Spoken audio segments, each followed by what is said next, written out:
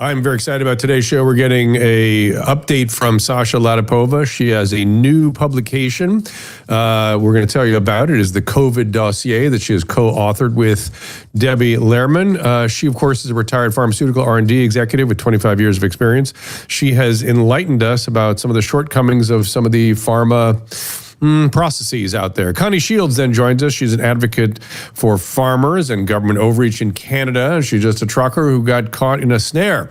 And then Gwen Lynn joins us. She's an environmental safety scientist, host of A Green Mile. She is, as I said, environmental scientist. In a Green Minute is her Facebook and Instagram. Instagram is where you can find her, and you can find us right here. We'll be right back after this. Our laws as it pertains to substances are draconian and bizarre. The psychopaths start this way. He was an alcoholic because of social media and pornography, PTSD, love addiction, fentanyl and heroin. Ridiculous. I'm a doctor, for sake. Where the hell do you think I learned that? I'm just saying, you go to treatment before you kill people. I am a clinician. I observe things about these chemicals. Let's just deal with what's real. We used to get these calls on Loveline all the time. Educate adolescents and to prevent and to treat. If you have trouble you can't stop and you want help stop it, I can help. I got a lot to say. I got a lot more to say.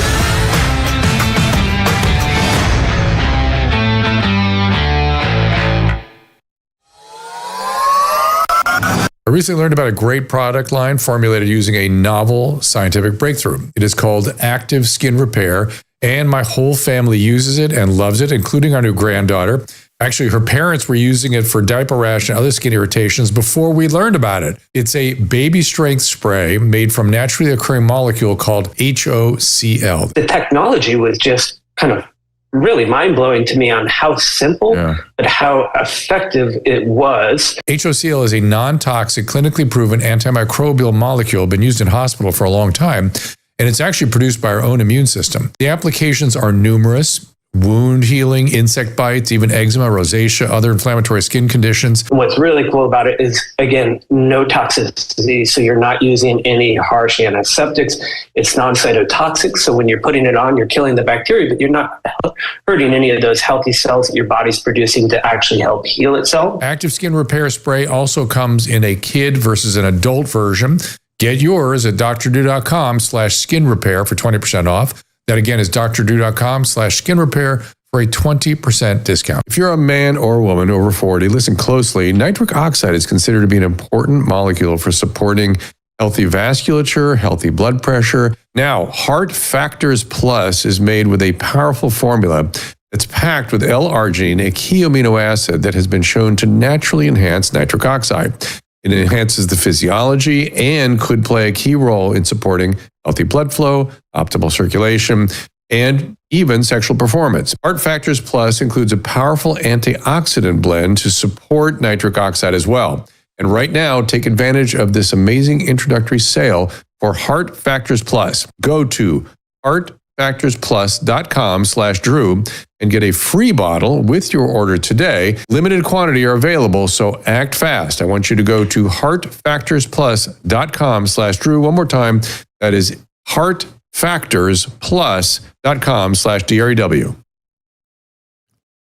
All right, I want to get right to our update with our friend Sasha Latypova. You can follow her Substack on sashalatypova.substack.com. I suggest you do subscribe.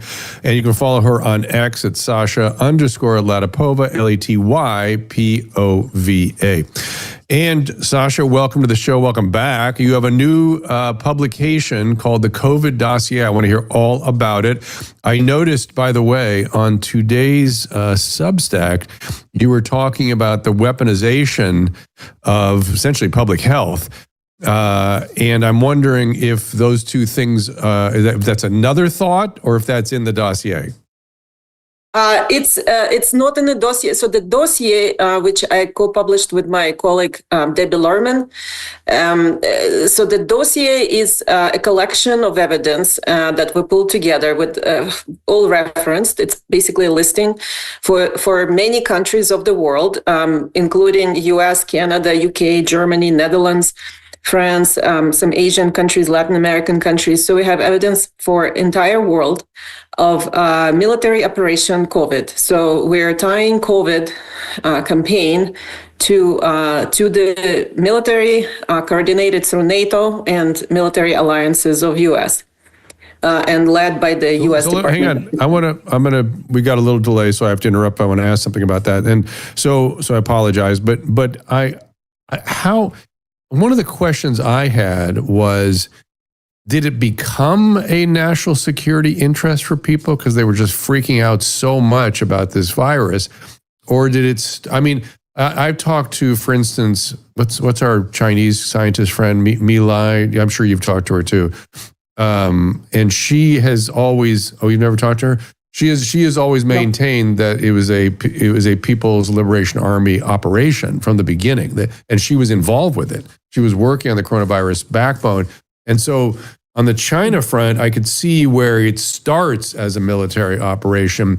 Is it that motivated the rest of the world to also contemplate that this was something of a military importance? Or is it the fact that it was disrupting society so much that it became a military operation?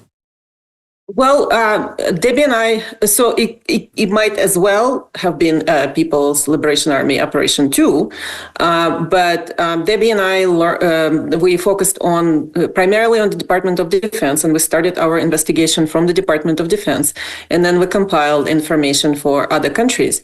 And on the Department of Defense side, it's very clear. I received a tape from a whistleblower from inside AstraZeneca, yes, that one. And on that tape, two speakers, the CEO of AstraZeneca, Pascal Soro, I'm not sure I'm pronouncing his name correctly, and Mark Esser, VP of monoclonal antibodies, discuss that they had been approached by the Department of Defense, DARPA, in 2017 to start working on this program. At the time, DARPA called it pan-influenza pandemic preparedness plan, and they told AstraZeneca executives that Department of Defense will be identifying pandemic potential viruses, not clear how, and pharmaceutical companies will be making vaccines and therapeutics for those viruses within 60 days. To which Mark Esser said that his first reaction was that it's science fiction, because it is science fiction. Okay.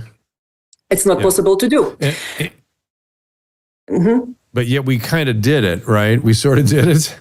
Kind of is a key word. Well, you've always enlightened me about the shortcomings of that process, of the procedures that were used and continue to be used, I guess.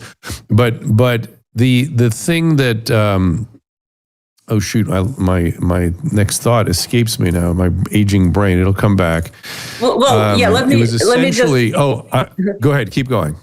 Yeah, let me just complete on that tape. So that on the tape, also Mark Esser said that they had been working with DARPA since 2017 on this program, and on February 4th, 2020, they received phone call from DARPA from Colonel Matt Hepburn, telling them that COVID has been declared a national security threat. And February 4th, 2020 is full months before there was an emergency declaration by President Trump and subsequent HHS PrEP Act declarations, which were made retroactive to February 4th, 2020. At the time, we didn't know why they were made retroactive a full month. And now we know, because that's when the phone call was placed. And that's when the Department of Defense told pharmaceutical consortium ahead of the president that it is a national security threat. And also, there was no justification for this national security threat declaration and classification of the entire campaign. Now, we still don't know the truth about it. It's still classified. So there was no justification as to why it was a national security threat. There was there was maybe a handful of cases in the U.S., PCR cases. There were no deaths in North America at all. There were some rumored deaths in China.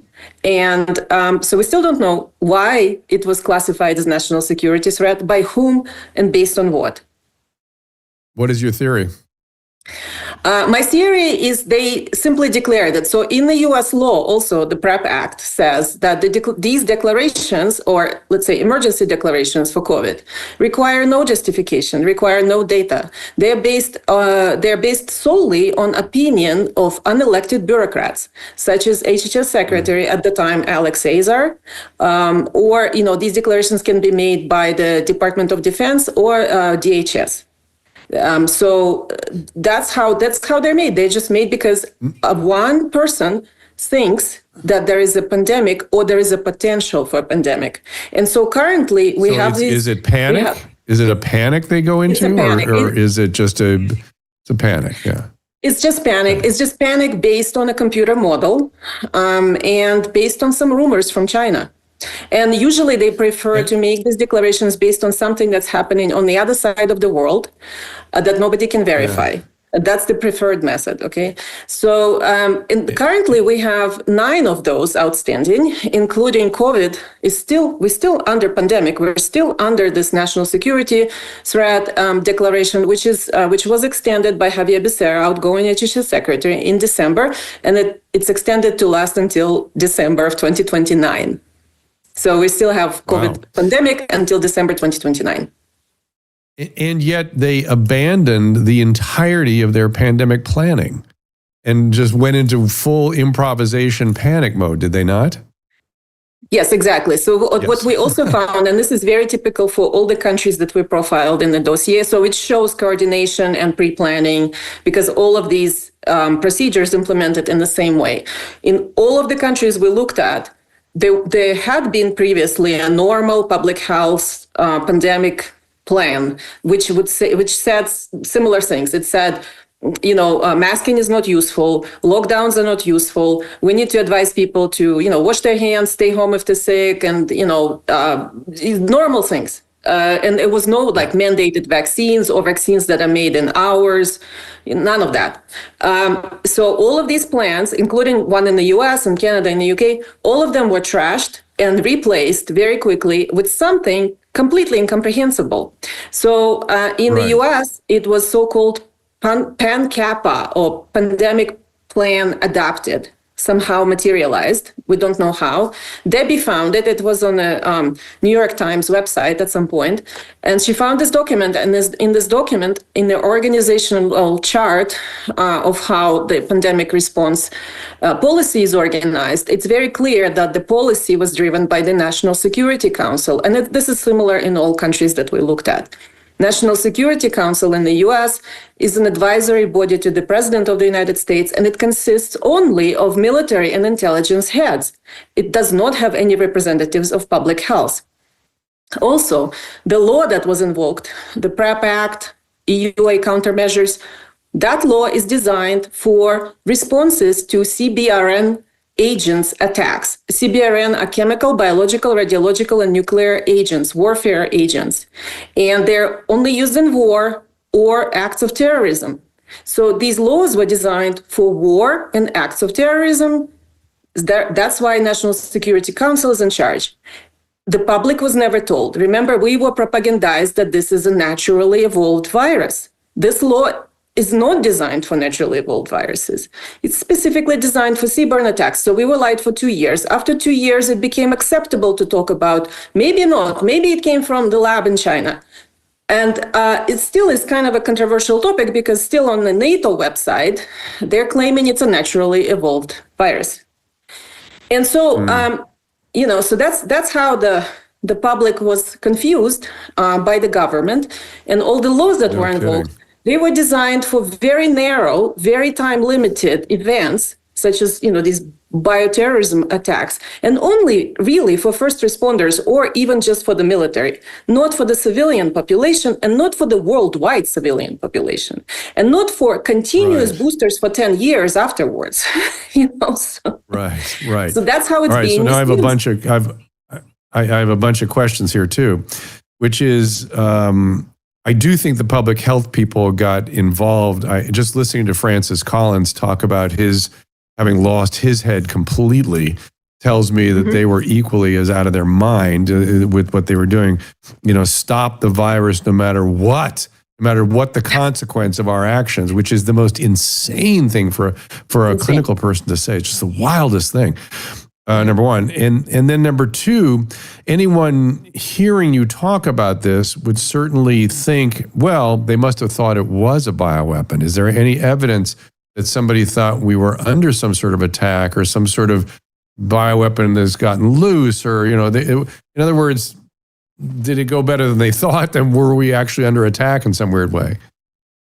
Well, so I have a personal view on this. I mean, you can believe that there are these Gulf viruses or gain-of-function viruses developed in secret biolabs, including in the US and all over the place. You can believe that. I believe they're overblown mythology, and that's my article from today, and I'm writing a series on it. But however, whichever way you believe, what we're saying is, in this COVID dossier, we want to take our own opinion out and we want to just present the facts. So the facts that we're presenting is the law that was in 2005 designed for these short-term, limited, location-limited events, such as attacks, bioterrorism, now is being misused to put a humongous category of products on the market. It's not just the vaccines. It's everything that's related to COVID as a covered countermeasure. So we have, the vaccines, we have remdesivir, we have PCR tests, swabs, masks, procedures in the hospital, ventilators. All of it is covered countermeasures. So all of these products are completely regulation-free and liability-free. This is how the PrEP Act is designed. It was justified to say, well, we're removing liability and we're removing all these regulations for these products because these are just desperate situations, very rarely happening. Maybe in some war theater, or maybe it's some attack or something. Those are just desperate places, and we can't expect these people to be then liable. Okay, under those conditions, it's justified, maybe. But now this law is being abused and misused to put a tremendous amount of products on the market and mandate them on all civilians, on the entire population, numerous times. So that's essentially what we're having. We're having all these. The vaccines are not regulated. There is no liability for them, and there won't be until the end of 2029 at least.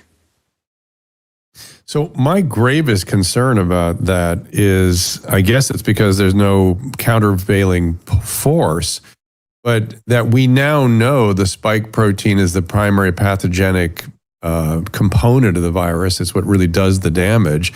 And yet all the mandated vaccines are the ones they continue to focus on, are the ones that produce unrestrained amounts of spike protein. Why? What is your opinion about why they don't come up with another one that had, maybe it's a whole virus or a nuclear capsid, or what's wrong with Covaxin? What would be the pushback from a pharmacological standpoint other than money? Like, is there a medical reason that they wouldn't come up with something that is not generating the actual damaging protein?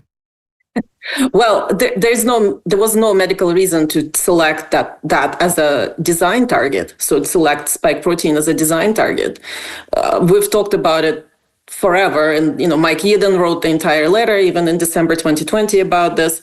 So that was a false target to design a vaccine for a variety of reasons. We knew it was toxic. We knew it was going to produce this unstoppable replication, unstoppable expression of spike protein in some people, because this was a known feature of all the previously failed gene therapies. That's what they would be doing. So absolutely, no question, from the very beginning, any honest professional looking at the design of the product would say it's harmful. It's on purpose harmful. But even being what would the word be? Sort of as sympathetic as possible to the desperate circumstances that those guys thought they were in. Why continue to push that one? Why on continue? Babies? Why and on babies? And why not come up with something else? I mean, why would we do that? I can't get it through my head. I can't get it through my head either. I mean, that's why I wrote an open letter to RFK Jr. asking him to at least terminate the declaration for COVID, which is entirely in his authority. This is what PrEP Act says on paper. that it's only based on the opinion of the HHS secretary that Was the it an open declaration letter? remains in place. And the COVID shots remain on the childhood schedule. These EUA countermeasures, these hugely toxic it's things. Crazy. It's crazy, right? So why? Was it an open letter, or did you send it directly to him? I texted it to him, and I published it on X, and I published it on my Substack. So you know he's seen it, is my point. Yes. I'm sure he's seen it. Yes, I have his phone number. Okay, because I was gonna offer my so whatever sources I have to try to get it in front of him, but I would okay, also so he's love- seen it. Yeah, I'd love for you to also remind him through your sources. I will remind. Yeah, I will. And you send it to Caleb or whoever, Emily, and she'll send it to me. And because it's just so bizarre. Yeah, as someone on our restream says, follow the money. I get the money part. And that, by the way, that is one of the things I'm going to be talking about, the executive order that just came out that's directed towards pharma. And one of the reasons I really like the EO is that it's at pharma behavior. It's not telling them what to do. It's putting forces in place to get them to do the right thing, which is how businesses have no conscience. They go the direction that the forces, are put in place. And this puts some better stuff in place for things like small molecules and certain negotiated anti-tariff kind of positions for the states and things. So I'm actually an enthusiast of this, but I don't know. God knows it'll get challenged some way. But yeah, when you've had a chance to look at it, please write a Substack on it, because I'd love to read it. And let me say again, people, please get her Substack. It is not, it's not comic strip reading. It is sort of the last word on certain topics. And if you want to be up on the last word, she takes it all the way there. Susan, I'm wondering if you have any questions for Sasha, because this is all stuff. Okay, because Susan immediately becomes very paranoid about China's involvement in all this, and she worries that there is somehow pulling the levers. I think it was just a series of unfortunate mistakes, and that the fact that they're not correcting it is just I can't get over it. I don't know. It's so easy to correct some of these things. Yeah, I saw there was some unfortunate mistakes throughout 2020 and early 2021.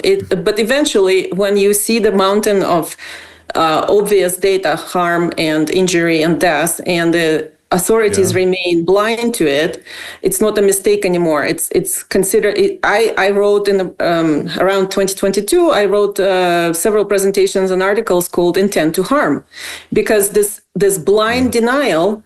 And continued propaganda of safe and effective in the face of death and injury toll that's mounting, very, very rapidly, that indicates that what they're doing is intentional. And so since then, I've maintained the position that this is intentional. Well, intentional in the sense that I feel like Fauci and his gang were trying to, they didn't want to have liability for the choices they made. They wanted to obscure or at least obfuscate some of their, gain of function stuff. And so they had a motivation not to undo the emergency action. And then you've got Trump, and his sort of ego is involved in all this, and he doesn't want to undo it because it was his vaccine and his whatever. And so it just feels like, again, human behavior doing its thing, where it has no purpose, it shouldn't be here. There should be clinicians, there should be scientists, and that's that. Right. And so that's why we've compiled this dossier. And again, I want people to look at it. I want we're asking journalists to take it, because it really is just a listing with references, and they can investigate from there themselves for their own countries. It shows a huge amount of pre-planning, international coordination through NATO, use of identical set of laws in all of these countries that were put on the books over decades. So this and shows that all of them invoked these CBRN responses without telling the public. And all of them put these regulation-free, liability-free, hugely harmful products, push them, coerce the public, mandated. All of these actions show that it's premeditated, pre-planned, intentional, coordinated through the military. So Well, it certainly, you're helping me understand. I could never get my head around how the whole world did this. It just didn't make sense to me. And to prove the theory, those that chose a different course, like say Sweden, do you see them opting out of the activation of the CBRN, or do you see Africa having no relation with any of that, or somebody tried to get them to do it and they didn't?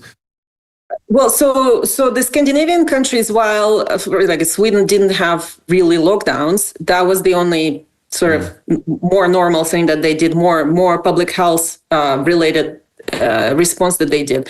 But as far as vaccines, they had the exact same draconian coercion, mandates, not letting people participate in society, vaccine passports, all that nonsense. And I have very good information about Sweden. I went there several times. I have connections with the politicians. I spoke in their parliament. And so it's very clear that the same framework was used in Sweden for these issues, for like pushing mRNA. They only kind of opted out, were maybe let maybe like, there were a few places here and there where, they let them use more normal public health measures, but everything else was the same. And so what is your sort of speculation about where we're going here? What do you see going forward? Are we going to come to terms with this? Are they going to try to just pretend it didn't happen? Are they going to, because it's going to be in place for the next 4 years, they don't have to worry about it. They just kick the can down the road. And maybe then people have less intense feelings about it. I know that won't be me. But what do you think? And I know it won't be you. And so what do you think is going to happen? Well, right now, I can't predict the future. I still hope that the current administration means to change something about this, means to address this issue. My personal goal is for the next 18 months or so with colleagues, we're going to be going very strongly advocating for repeal of PrEP Act because it's a license to kill. And I've written over 100 articles on it on my Substack, and I'm going to be publishing more concise briefs about it. But it is truly a license to kill. It's a brick wall into which everyone who tried to get any compensation for their injuries inevitably runs into. All the lawsuits that have been going, I'll tell you the one tiny little bright light is they're beginning to accept for publication good science that is showing the mechanism for the long COVID and the long vax. And I know Dr. Ogendo just got published like a couple of days ago. And so slowly the science is moving towards consensus. It's just inevitable. The science, they're letting, the science publications, yes, but people who are injured, and this is the fastest way to get somebody's attention when they're telling you, oh, it's a safe and effective vaccine, is to ask them what happens if you're injured with the safe and effective vaccine, where are you going to get compensation? And then when they realize that you have to go to Countermeasures Injury Compensation Program, which is a black hole that doesn't compensate anything because it's unfunded, then they realize that it's a countermeasure. It's not a vaccine. And so that's what everyone runs into when they try to get compensation for now they're disabled in a wheelchair or their child is in a wheelchair. Well, guess what? They get nowhere. Or they try to sue Pfizer under False Claims Act, or let's say the Texas Attorney General and Kansas Attorney General, they've sued Pfizer in state court for marketing violations, and they get dismissed because PrEP Act preempts the Constitution, preempts your constitutional rights, preempts state rights, preempts everything. There's only one court, DC District Court, and it's kind of like a tribunal where you can sue somebody, but you have to actually prove, it's a very high bar, you have to prove that vaccine was caused death or injury. You have to do it within pre-specified window of time, and you still get dismissed. CHD, Ray Flores was trying to sue DOD using this method for death of a student, 24-year-old healthy student who was mandated to get vaccine for college and died. And it's proven that he died because of the vaccine, and the defendants are not denying that he died because of the vaccine, but the case is dismissed because of PrEP Act. They're covered persons, covered countermeasure, going to be no liability. Can PrEP or is PrEP, two last questions. Is PrEP or can PrEP be modified or repealed or, still have something in place where we can, have something in dire circumstances without this? Number one. And then number two, have you spoken directly with RFK Jr. about all this? The last time I've spoken directly to RFK Jr. about PrEP Act was a couple of years ago. I was on his podcast and we've discussed, it's called militarized healthcare. We've discussed it as license to kill. He agreed with me. He's even on video saying this. It's in his authority to at least terminate the declaration. He cannot repeal, obviously, the PrEP Act that requires Congress, but he can remove the declaration. And once he removes the declaration, farmers can no longer ship these products. In fact, in their contracts, in their military anyone contracts, in Congress who's sympathetic to repealing it? Possibly there may be one. So there may be a handful of people in the House, in Congress. In the Senate, it's maybe only two. Maybe Rand Paul and Ron Johnson. I don't know actually what their position. I've spoken to Ron Johnson about it a while back. But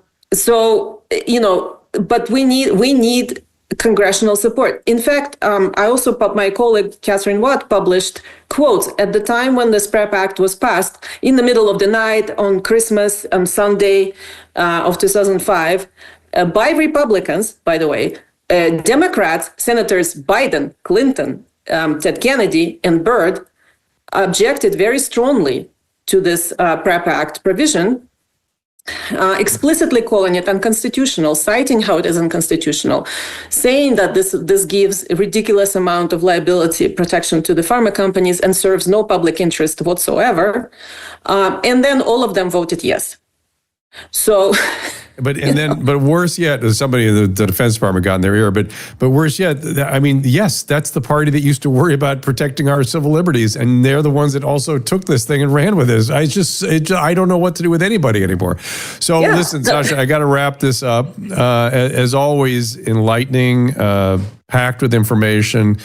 Just like your Substack and your X feed, it's Sasha_Latypova. And where can they go to get the Substack?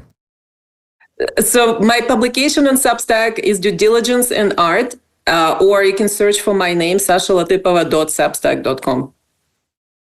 And when Sasha and I were talking off the air, I said, God is not fair. He gives certain people too much horsepower, too much artistic ability.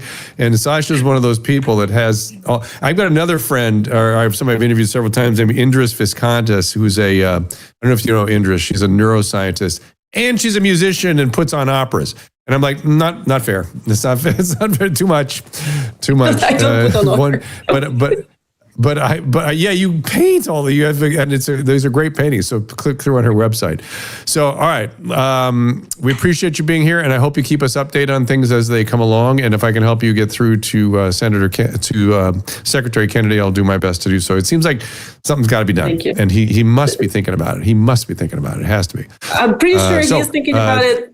Reminders help. Yeah. Thank you. And if he's not, I would like him to, if he's not sort of inclined to take action, I would like to know why. I would like his reasoning. So I'll see if I can get that if nothing's happening.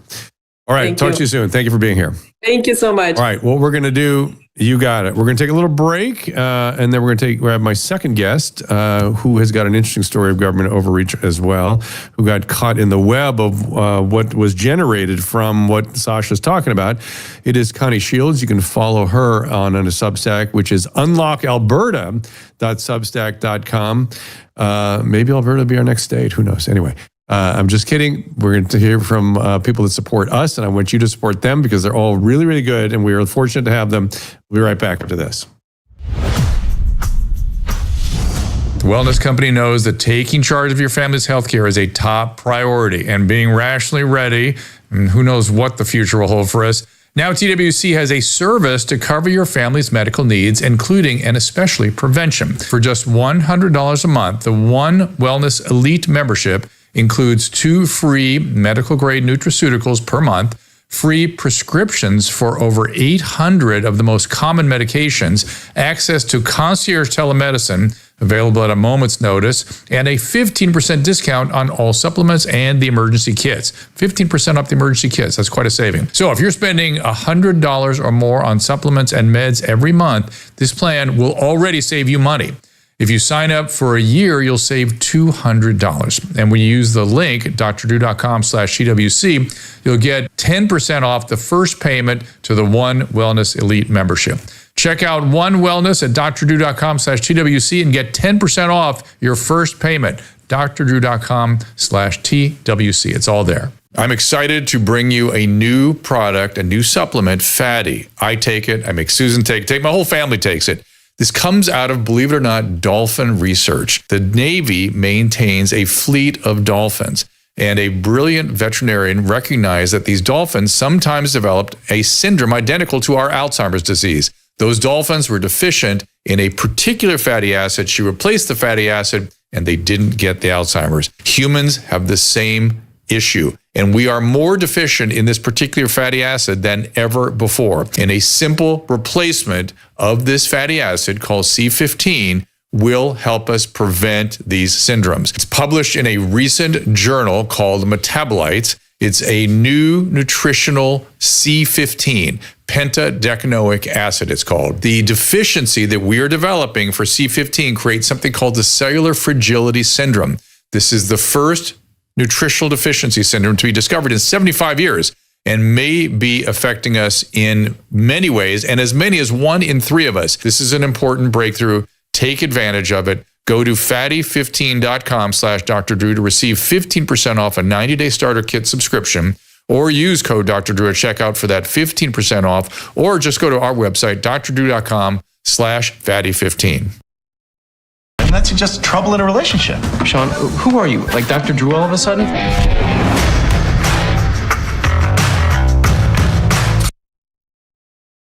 And we are back. Our next guest is Connie Shields, Alberta.subsec.com is where you can find her Substack. Connie, welcome to the program. I want to hear your story. Well, it's a bit of a nightmare rather than a story. So I got involved. Well, you got all the stuff that Sasha was just talking about. I think you got ensnared in it. Absolutely. And she's 100% right about this is the avian flu issue, which really is COVID 2.0, because it's the exact same that they're using, exact same. And in fact, Joel Slatin, the lunatic farmer, that's what he's labeled it as, COVID 2.0. So yeah, I got caught up in it. Well, there's an ostrich farm in Edgewood, BC, which is just one province over from me. And they had birds that were getting sick in December. But they had seen this same illness in 2020. And a vet had diagnosed it as Pseudomonas. So when they saw the symptoms again here in December, they assumed it was Pseudomonas and started treating them for it. Called the vet, but the vet was on holidays. Anyways, CFIA gets involved. That's the Canadian Food Inspection Agency, which needs to be pointed out. These birds have absolutely nothing to do with food chain. They are research birds they work with university in Japan with a doctor there, and they're producing antibodies from the eggs. So they have secured antibodies for COVID-19, for H5N1. The oils are used for skin diseases. They've been treating psoriasis. There's all kinds of things that these antibodies and whatnot from the eggs are producing. Anyway, long story short, I call her Mrs. Kravitz, a neighbor in the area contacted the CFIA saying that there was some dead birds. The CFIA contacted the farm and they explained the situation. They said, well, just go ahead, have your vet come out Monday. If it looks like avian flu, then give us a call back and we'll come out and test. They showed up on Monday morning without the vet being there, and they tested 2 of the deceased birds. Came back for positive for avian flu with a PCR test. And at this point, they still have not released what the cycle threshold was, or the chain of custody of the tests. Long story short, same day that it came back, they ordered 400 perfectly healthy ostriches to be, they say culled, but it's really killed. Because if you're culling, you're taking an animal out of misery and euthanizing it. That's not what this is. This is literally killing 400 healthy ostriches. Healthy ostriches that are producing antibodies that could be the answer to, well, and this is the key part, the pathogens of pandemic potential. And that's why the government really wants them killed, because you can't step on Big Pharma's toes. So during COVID, there was the doctor in Japan. He was making masks that were embedded with these antibodies for COVID-19. And he was able to show that it actually neutralized the COVID-19 virus, whatever that was. And then there was some trucking stuff too you got involved with? Oh, well, that's how I first got into all the activism. I'm a retired dental hygienist. When I left dental hygiene, I got involved in the trucking industry. And when Trudeau called us the small fringe minority with unacceptable views, that's when I put my foot down and said, yeah, well, you're going to hear more and more of those views. And now in this case, what's really funny about that you mentioned that is the lawyer for the Canadian Food Inspection Agency used almost the identical terms. She said there is a small subset of people who hold beliefs, certain beliefs about herd immunity, as though natural immunity is not a real thing. And that's their whole policy is that the minute there's a positive H5N1 test done, the order is immediate. You kill them all. But what's interesting, I've been going through, so I put a lawyer's hat on through all of this and been digging through all of their information that they've put out. In fact, it's in court as we speak. It's the second day of the hearing right now. Going through all of their things, and there's everything happens for a reason. There's so many things in these documents that back up everything that Sasha was saying. We have, there's a Canada Health, and it's there for health, the health field on pandemic preparedness, what they are supposed to be doing. We also have a bill here called Bill C-293, which, if this passes, it's currently in the second reading at the Senate, although Parliament's not in right now. But if it passes, it literally puts into law all of Agenda 2030. And it's all based on One Health. And that's, so the Canadian Food Inspection Agency, and you're having this happening in the US as well, with all of your chickens being culled. It really nothing to do with public health or the animal health for that matter. It has to do with food. It's eliminating the food sources and running I remember, where'd Connie go? There she is. So I remember the One Health thing. Now, that One Health thing kind of got taken down, didn't it? This is the World Health Organization's sort of long arm. I feel like the teeth got, no one agreed to the so-called treaty, and a lot of countries opted out. I know most states opted out. Are they still pushing it? Oh, it's huge. And in fact, so the US, all of these countries follow the World Organization of Animal Health.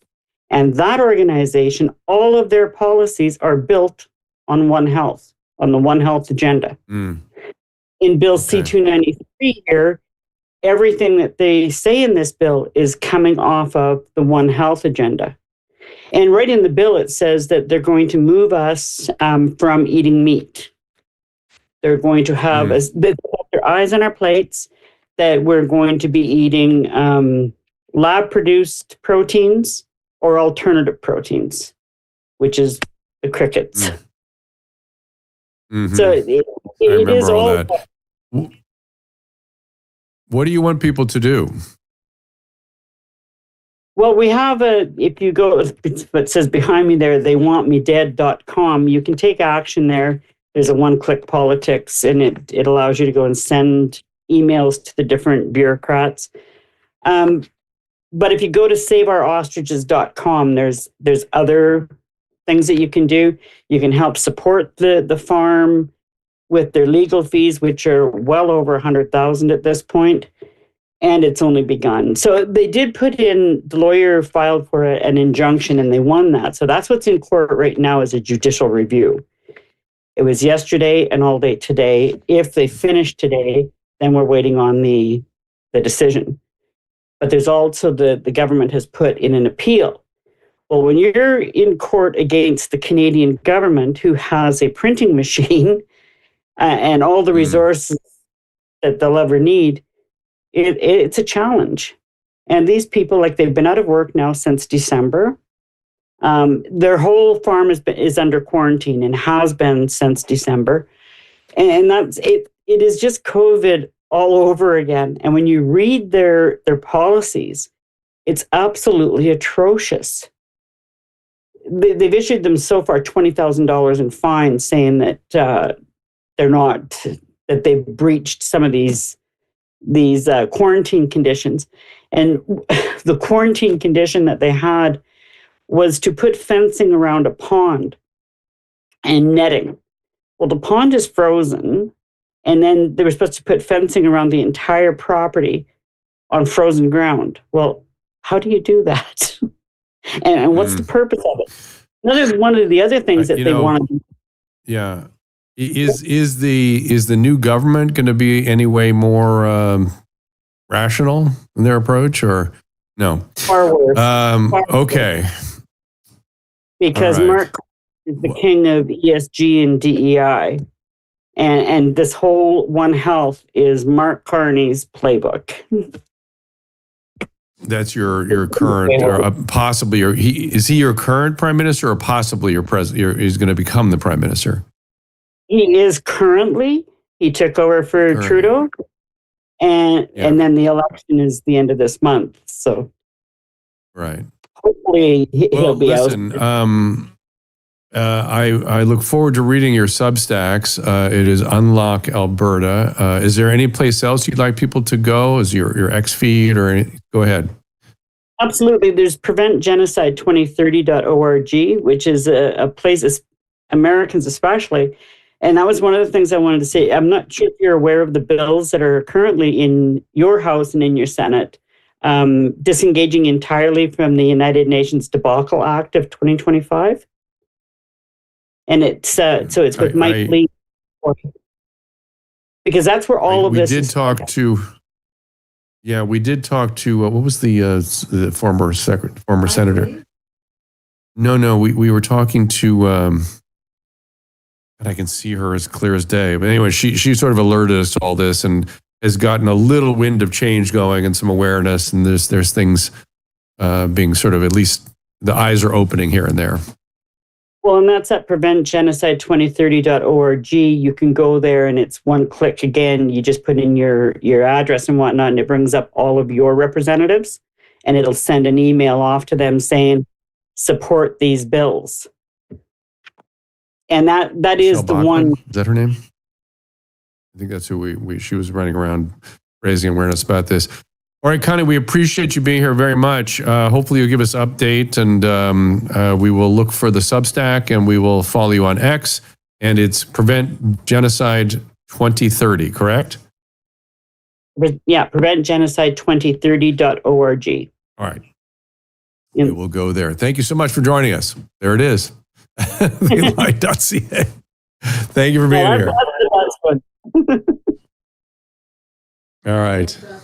Thank you ever so much for helping us. You got it, Connie. Appreciate it. Okay, we're going to switch gears yet again. My next guest is here with me in studio. It is Gwen Lynn. In a Green Minute is the operation. You can follow that on X, and actually Instagram is where you should go, or Facebook. She is an environmental safety scientist, co-host of In a Green Minute. and she hosted Outdoor Wild Kids Adventure, which you can tell me more about that. Welcome to the program, Gwen. Welcome. Thank you for having me. Oh, wait, Susan's got to turn your mic on. There you go. Thank you. Thank you for having me. Yeah, I am an environmental safety scientist. I'm an environmental scientist and also a occupational health and safety scientist. So it's sort of both. How to be safe in your environment. That's the easiest way that I think of it. And Outdoor Wild Kids Adventures was a great program that I served as host was. Played a scientist, my little bit of acting. Oh, how It's fun. about that much. But we basically had kids going out running adventures and coming back and bringing us the information. I think I saw this show. It was a pilot. We were trying to make it bigger. Okay. Unfortunately, it didn't get as big as we wanted to be. Okay. But we thought it was a really good show, and I had a great time.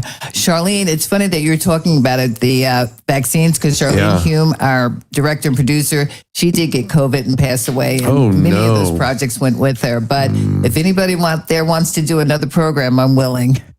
Yeah, I was doing a lot of interaction with our Restream where they were, accused me of killing people by letting my elderly patients get vaccines. No, they had no reactions. They seemed to benefit from it. I worry about babies and about college-age kids. I don't see what we're doing there. But, this think about medicine. It's a nuanced thing. It's not one size fits all for anything. Absolutely.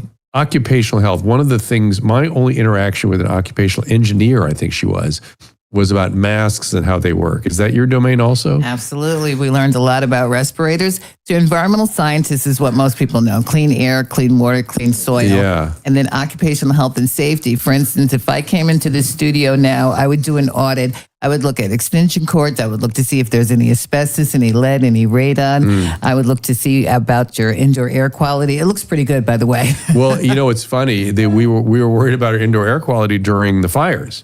Sure. And we put a bunch of HEPA filters around, and it made a huge difference. Absolutely. I mean, it was not good. You can use HEPA filters, even I say HEPA, for nuisance dust, and the pollen that comes out of the air. We do. So, and I've been really impressed because this one has all kinds of allergies. And you when we turn those, what's that one on we have by the TV? We have some big ones. I can't remember the name of it, but they're very effective. At first I was a little skeptical, but I thought, this is really working. Sure, HEPA filters are really good. Also, if you can't have HEPA filters or can't afford them, you can just open the windows and have indoor plants. Indoor plants are huge because they clean the air and they put a little bit of oxygen back into the air. Nice. Too much work. That's too much In the work. Plant, I'm bringing a plant the next time I'm back. And forget about it.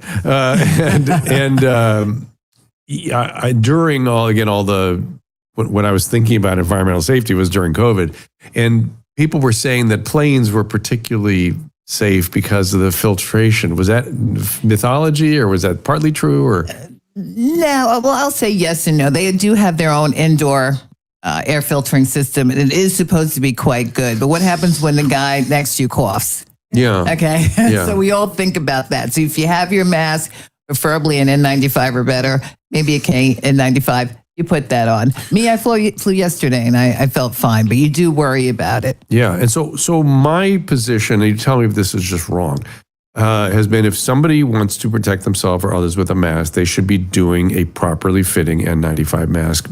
Period. End of story. Correct. Otherwise, aren't they wasting their time? Correct. And as an industrial hygienist, we do fit testing. Mm-hmm. So, especially during COVID, I saw a lot of people walking around. I was like, well, at least a cloth mask, if that's all you can get. I saw a lot below the nose. Right. I saw a lot of N95s with a jet going to the glasses, their glasses steaming up. That's no good. Right. That's, Correct. Yeah.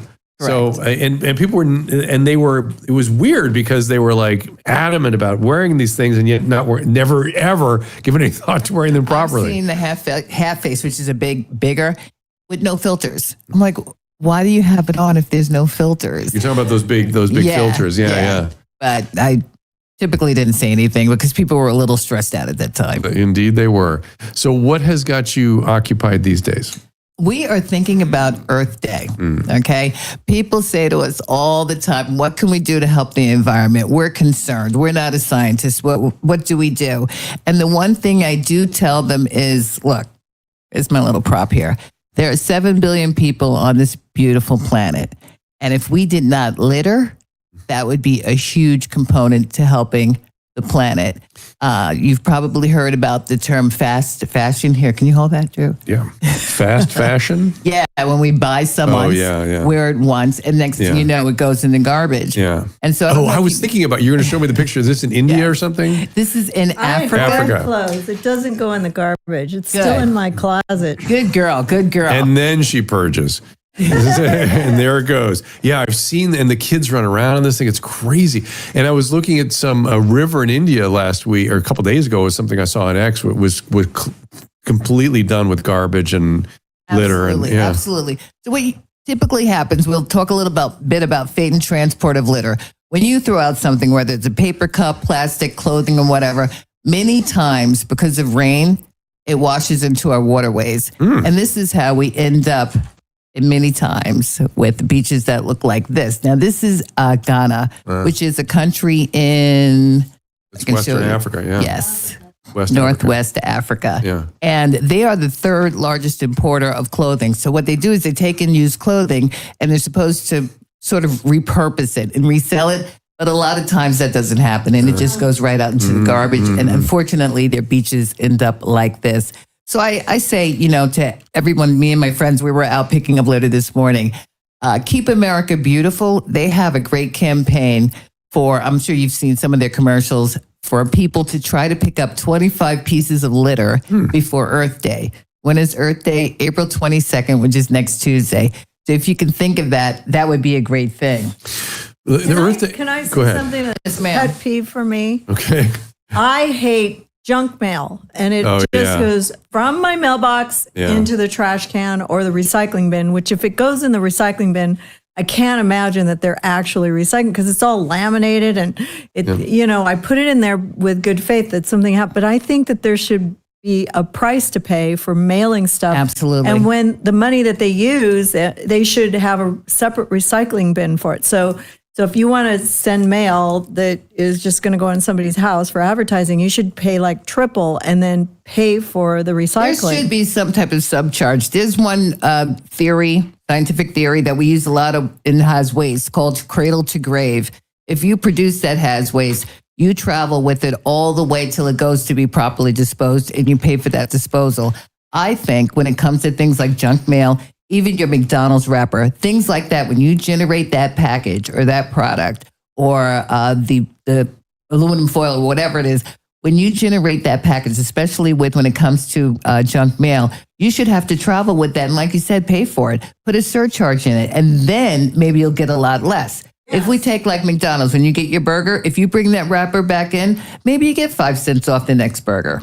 Something like that. I would do it. Yeah, the way we did it with bottles and cans and things like that. Well, and also like when they package stuff you get in the mail, it's you buy a box and they put it in a box and then you open the box and then there's a plastic container that you have to throw away. I feel like cardboard. Box, and then I feel like cardboard recycling needs to really get a boost. Yeah. I don't know that that's Amazon boxes. Yeah. Like Amazon should pick up the boxes and reuse them again. Exactly. One thing that we like to say is reduce, reuse, recycle. Those are our 3 mantras: reduce, reuse, recycle.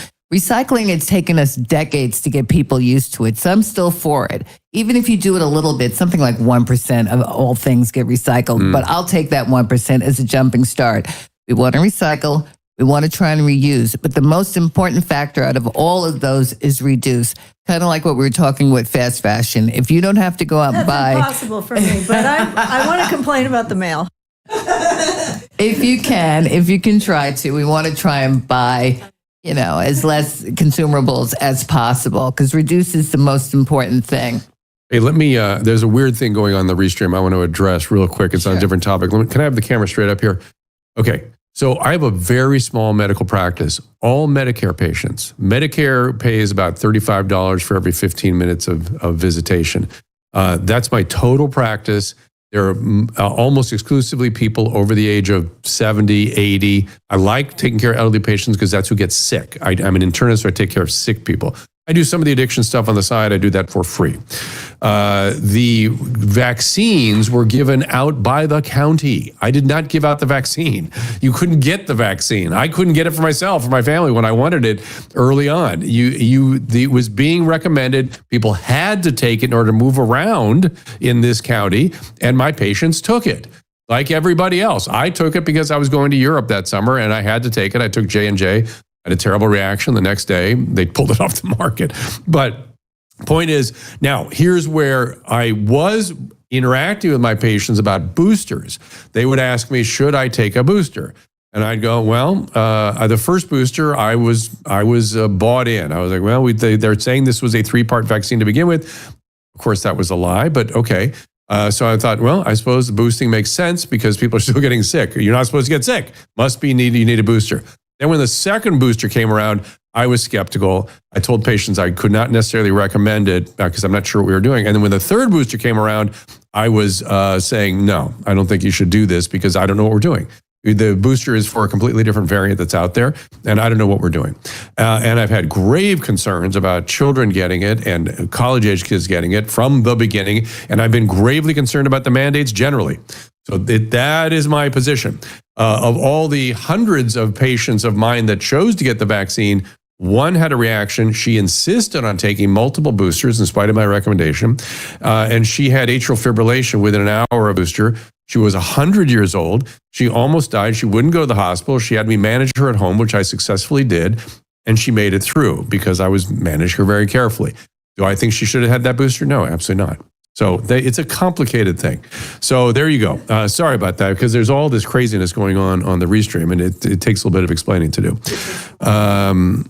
Okay, so one of the reduce our trash. Yes, one of the great scenes I thought in Mad Men was this scene where he's at a lakeside and he's having a picnic with his wife, and they have all this garbage on the blanket he laid out, and he stood up and takes the blanket and just shakes it out, and all the shit goes everywhere, all the crap goes everywhere, and I thought, oh yeah. I remember people being like that. I remember there was no concern for anything. And I remember the images of Lake Michigan filling up with garbage back in those days. Right. And that there was we got a lot better after that era. Earth Day was part of it. I'm going to guess it was 1968 when Earth Day started. Very close, 1970 by Gaylord Nelson. So I remember when it started. I remember the whole thing. I was in junior high school probably then, and there was a lot of talk about it, and kids were into it, and it really was a great thing. This is the first time I've heard people talk about it again, sort of in a public way, in a long time. So it's something that we should remind ourselves about. It seems to me, yeah. Well, that's good because almost every country that I know of celebrate Earth Day, even if it's the one day. Us, we say every day is Earth Day. But if you can just go out, pick up a piece of litter, like I said, that is the one thing we all can do. Yeah. Properly dispose of it. Styrofoam. Let's just go through some of the levels. Styrofoam. Is this styrofoam? No, I don't think so. I've been reusing it. I'm reusing it, but that's what I do with paper cups. I try and reuse them as much as possible. Even plastic, I try and reuse. But styrofoam, they say never, but it takes about a couple hundred years for that to degrade in the landfill. A regular paper cup, even though this is reusable, a regular paper cup takes about 2 to 6 weeks in the landfill, or if you compost it. So that's okay. Plastic, however, I have a couple of plastic bags. California, I don't think you guys are using plastic bags anymore. In New York City, they give you a choice, yeah. And a lot of the for groceries, and then a lot of the deliveries come with plastic bags. Okay. Well, these typical plastic bags, New York City sorry for the food. New York City just outlawed this also. These things take 10 to 20 years. You usually see them billowing out in the wind somewhere. Or, again, when this stuff gets littered, it goes through the waste stream, through the water stream, and usually ends up in a waterways or, filling up a sewer or something. I try to tell people, especially in your neighborhood, whether it's in your apartment building, your house, near your stoop, which we call it in New York, wherever it is, try and keep that storm drain clean and free, because if you don't, and enough of them get clogged up, would you rather the water go to where it needs to go in the river, underground somewhere, wherever it's going, waste treatment plant, or do you want it in your living room? Nobody wants 7 feet of water in their living room. So try and keep the litter away from your storm drains, because that's where it's going to end up. It's going to end up in the waterway. Tell me about this. I'm holding up, let me get a picture of this. Yes, so, it's an Integrin Mini reusable bag, just a little something. Just a reusable bag, just to remind ourselves to reuse something. Yes.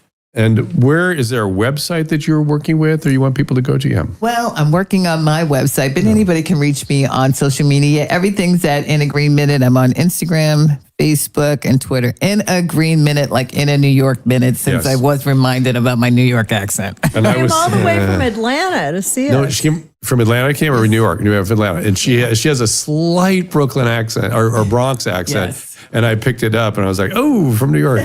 But no one would notice it, believe me. I'm sort of tuned into it. And I was in a movie called New York Minute with the Olsen twins. So it's meaningful to me. I'll remember the name In a Green Minute. Hey, were they just kids? Were they nice? They were lovely. They were teenagers. This was their big cinematic breakout. I played their father. Weirdly, it was just they took everybody off MTV and cast them in this movie is what happened. I was doing a show on MTV back then. And I had to go to Toronto for a few weeks and film with them. And I got to see the other sister who was a child at the time. The dad was lovely. Particularly, I felt close to Mary Kate. She was like really lovely. And she ended up, she's been forthcoming about her mental health struggles with this and that and the other thing. And she's always been just, I thought, an open person. And so I got closest to her. But it was a great experience. It was a really fun experience all the way around. Good. I'm not sure that my acting performances was a cinematic triumph necessarily, but it was fun to go do it. All right, what have we left off? Have we missed anything? There it is. There's a picture of it. Look at your screen. Oh, there it That's is. me with the Olsen twins. That's so Climate funny. change. Remember you're talking about being a time traveler and... Oh, whoa, yes. So let me do that. So I've decided that I'm going to present myself to the world more now as a time traveler. There you go. Because I just mentioned the Earth Day thing. I was there when Earth Day was invented. I remember when it all came around. But I was part of the ecology movement back in the day, which was the precursor to everything climate and all that stuff. And I was a scientist. It was ecology science. And we had concluded that there would be massive famine, that acid rain would ruin the Northeast, that our rivers and lakes would be completely choked off by algae blooms. We would have an ice age for sure, and anyone questioning that was out of their mind because we had done the calculations, and for sure that was coming. And we'd lose our properties. And well, we might still all end up on a mountaintop in Colorado somewhere, but we're going to survive. But my point as a time traveler is that a lot of ideas come and go. This is one, litter is one that's been quite consistent.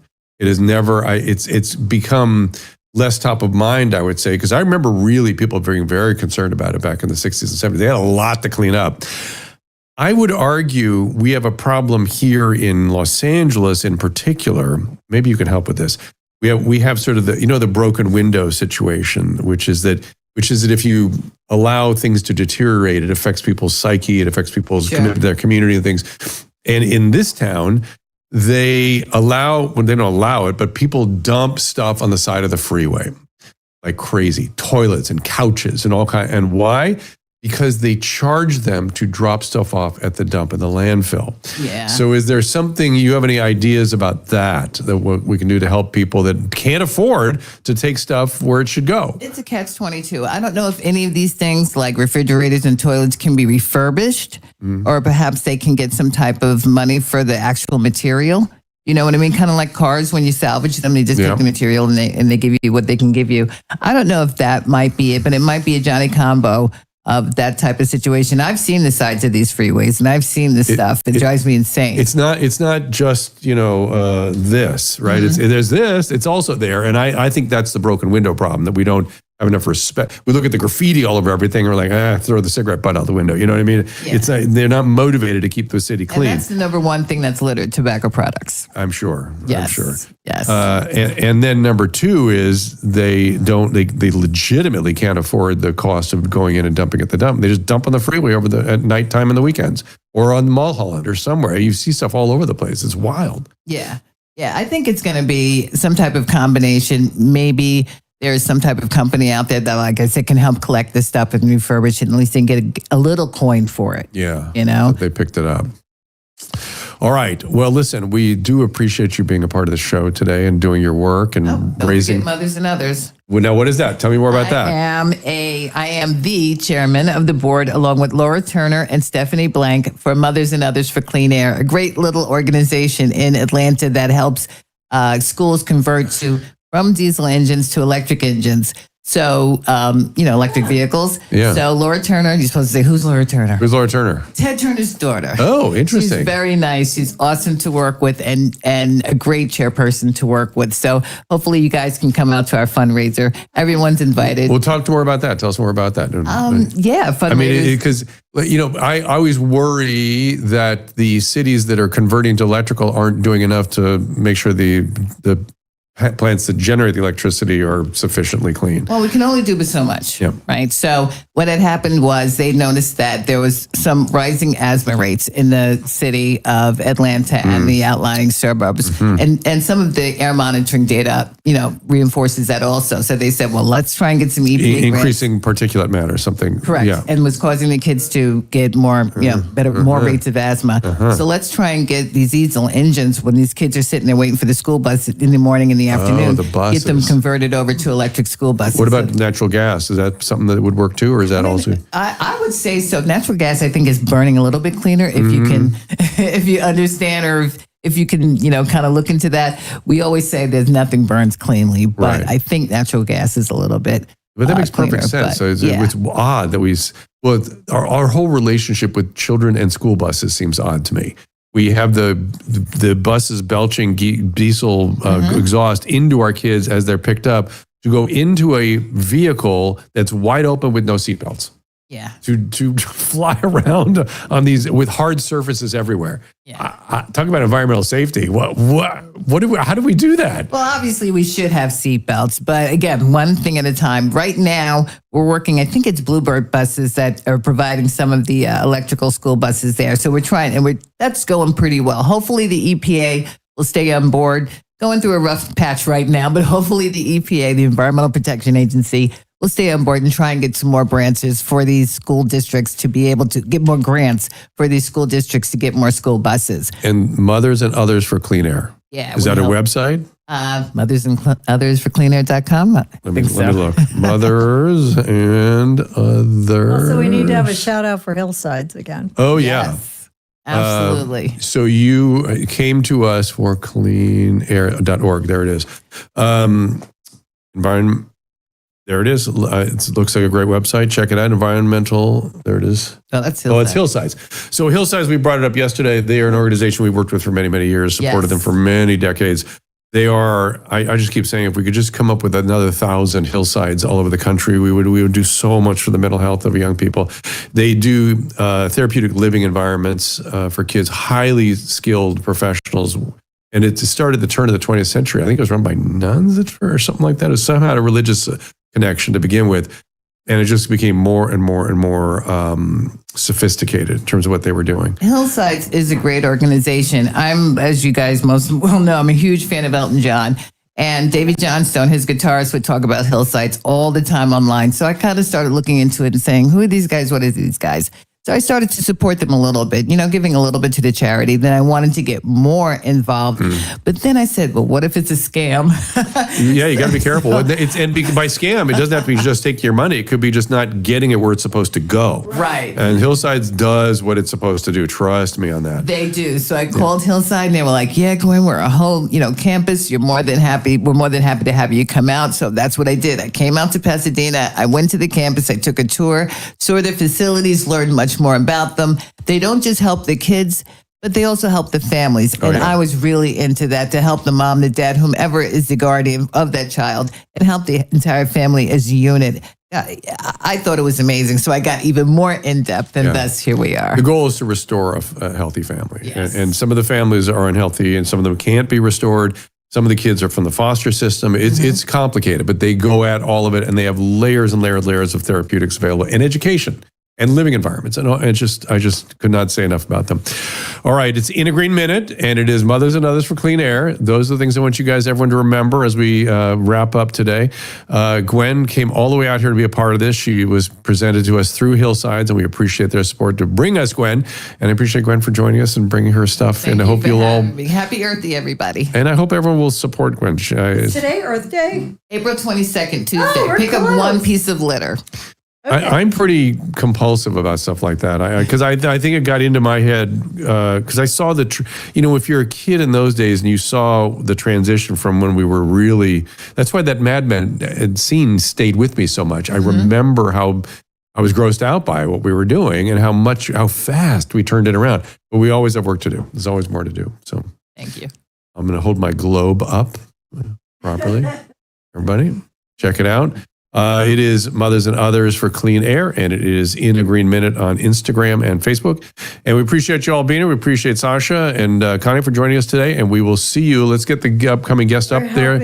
You breathe. We're helping the ostriches, and we're helping. Well, if you caught what she was saying, the eggs are huge from ostriches, and they have big albumin sort of sacs, and they can grow monoclonal antibodies on that. And that's what they were doing. And the fact that they took that away is just. Again, I can't. Mark Ribera here tomorrow with Chris Moritz. We have comedian Joe Dombrowski. Then we have Elijah Schaefer will be from Florida.